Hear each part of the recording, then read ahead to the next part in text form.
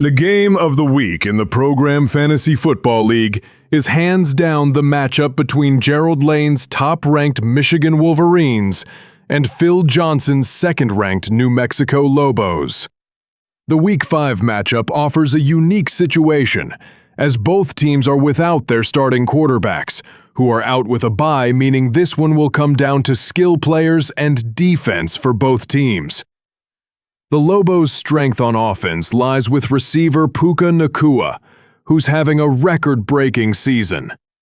Nacua already has 42 receptions for 503 yards, which is pacing the NFL.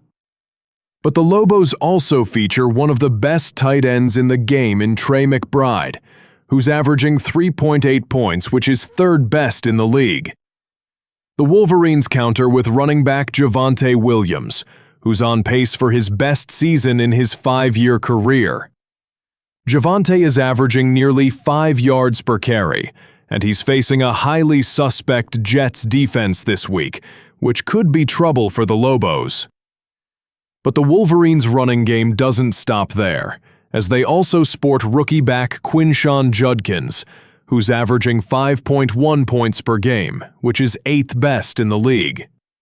At wideout, the Wolverines have the second best thing to the Lobos' Nacua, with Jackson Smith-Njigba, who's averaging 5.4 points a game, although he has had some fumbling issues.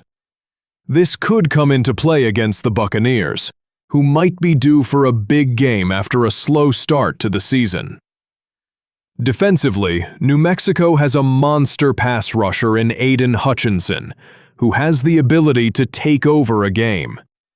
The Wolverines counter with veteran George Karlaftis, who's having the best season of his 4-year career, as he's averaging just over 3 fantasy points a game. Other guys who could factor into the outcome for Michigan include tight end Brock Bowers and wide receiver Chris Olave. New Mexico, on the other hand, could get big efforts from the likes of their running game with Cam Scatabo and Jordan Mason, as well as wide receiver Adonai Mitchell, who had a rough Week 4 with that big fumble into the end zone against the Rams, and will be motivated to make up for it in Week 5.